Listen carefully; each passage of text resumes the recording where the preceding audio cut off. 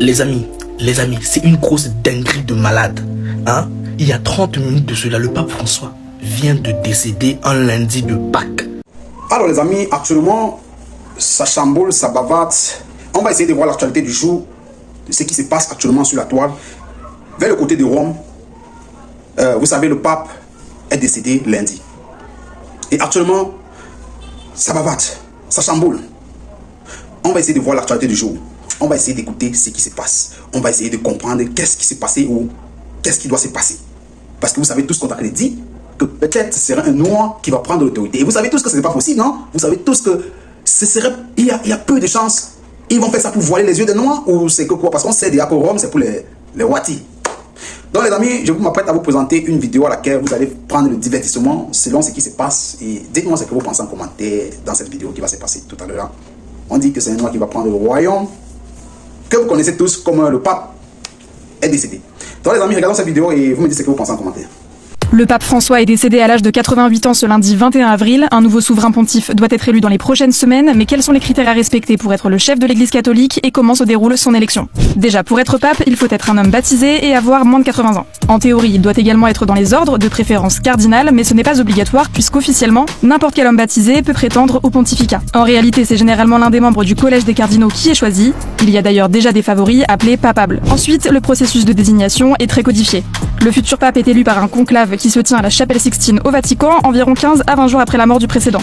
Il réunit un collège électoral de 120 cardinaux maximum. Ils doivent également avoir moins de 80 ans. Ensuite, les cardinaux votent et pour qu'un homme soit élu, il doit obtenir les 2/3 des voix et ça peut prendre plusieurs jours. Tant que ce score n'est pas atteint, il recommence. À la fin de chaque journée, les bulletins sont brûlés et la couleur de la fumée qui s'en dégage indique s'ils se sont mis d'accord sur un nom. Fumée noire si aucun consensus n'est trouvé et fumée blanche si le nouveau pape est élu. Ensuite, le cardinal doyen pose 2 questions à l'élu. Acceptez-vous votre élection canonique comme souverain pontife? Et de quel nom voulez-vous être appelé? Une fois que l'élu répond et accepte, le conclave prend fin et les bulletins de vote sont brûlés. Le cardinal doyen prononce alors depuis le balcon de la basilique Saint-Pierre au Vatican: Habemus Papam, nous avons un pape.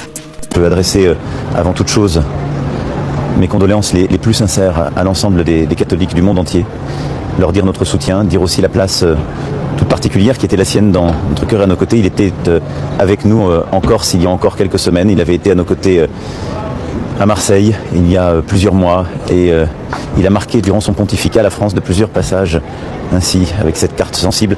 Il a durant tout son pontificat été aux côtés des plus vulnérables, des plus fragiles, avec beaucoup d'humilité et un sens tout particulier dans ces temps de guerre et de brutalité, un sens tout particulier de l'autre, oui, et du plus fragile. Et en cela, il a été fidèle à une tradition qui lui était chère. J'aurais du mal ici à être beaucoup plus long et à revenir sur la totalité de son pontificat et de ce que de l'Argentine au Vatican, le pape François a porté. Mais ça a été la vocation d'un homme, d'un religieux, d'un évêque, puis d'un cardinal et d'un pape qui tout au long de sa vie s'est battu pour plus de justice, tout au long de sa vie s'est battu pour une certaine idée de l'humanité, c'est-à-dire une idée fraternelle. Et c'est celle dans laquelle je crois beaucoup se retrouvent. Je sais la douleur que beaucoup aujourd'hui ressentent. Je veux leur dire le soutien de la France, mon soutien personnel ainsi que celui de mon épouse. Nous pensons évidemment à la fois à tout ce qu'il a fait, tout ce qu'il a laissé à l'ensemble des catholiques. Merci beaucoup. Toute l'Église catholique est en deuil. Le pape François est rappelé à son Seigneur ce matin à 7h35. Paix à son âme. Les amis, C'est une grosse dinguerie de malade. Hein? Il y a 30 minutes de cela, le pape François vient de décéder un lundi de Pâques. Un lundi de Pâques, il a fini de parler aux gens et tout. Et là, il avait plus ses portos nasales. Et déjà, lorsqu'il a fini de parler et de souhaiter bonne Pâques à tout le monde, quelques minutes après, il est décédé. Quelque chose qui est pas normal du tout. Et c'est, je sais pas, pour moi, je sens de voir ça, c'est carrément comment ça un lundi de Pâques, une personne peut décéder. Un lundi de Pâques devant plus des milliards de personnes à la messe. C'est très, pour moi, en fait, ça me dépasse, en fait. Donc, il a parlé, dans les 30 minutes qui suivaient, il mourait. C'était sa mort. La mort, en fait, je sais pas, mais personne ne s'attend un jour à mourir. Vous voyez comment la mort surprend les gens, hein? La mort surprend tellement les gens. Il est mort à l'âge de 88 ans. Et là, ça va chauffer maintenant. Ça va vraiment chauffer maintenant, les amis.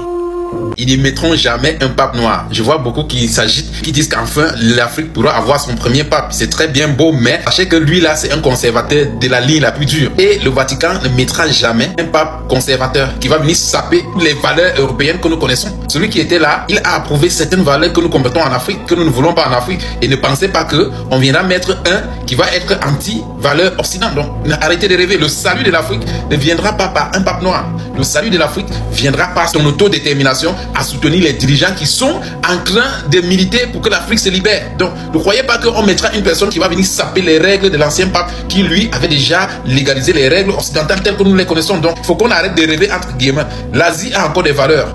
L'Afrique a encore des valeurs traditionnelles. Et il représente ces valeurs-là. Le monde religieux occidental qui a adopté les valeurs que nous connaissons ne va jamais venir mettre des conservateurs qui viendront saper ces valeurs-là. Donc les Africains cessent de rêver qu'ils verront un pape là-bas. Et bien même si un pape noir est là-bas, sachez qu'il a adoubé et accepté ces valeurs-là.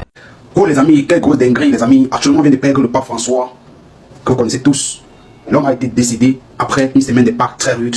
Donc c'est-à-dire les amis, il n'y a personne qui est éternel sur cette terre. Il n'y a personne qui est éternel. Il est mort à 88 ans. Donc imaginez. Le pape François, après la semaine des Pâques, nous a laissés. Et actuellement, il y a une polémique qui est en train de se passer.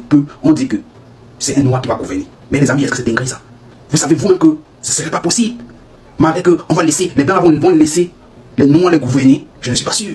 Donc on va essayer de vous laisser le destin, comme ils disent que c'est le royaume de Dieu, le royaume de tous. L'église catholique actuellement, les chrétiens en général sont actuellement en pleurs, en larmes. Parce que le pape vient de perdre sa vie. Hier lundi, c'était tellement énorme dans les réseaux sociaux, ça chamboulait pas et d'autres. Les condoléances à tous les chrétiens et à tous les croyants. Parce que le pape collaborait même avec tous les églises, quoi. Parce qu'on ne peut pas dire seulement juste que c'est pour les catholiques. Parce que les catholiques, actuellement, c'est juste la maison mère de l'église que tout le monde connaît. Les amis, donc le pape nous a quittés à 88 ans, les amis. Donc, c'est comme ça. On s'attendait toujours parce qu'un jour, nous tous sommes repartis. C'était dit, dites-moi ce que vous pensez en commentaire. Et si vous avez une information, quelque compte, dites-moi en commentaire. C'était dit, ciao, ciao, je vous diversement. On se passe pour les garder.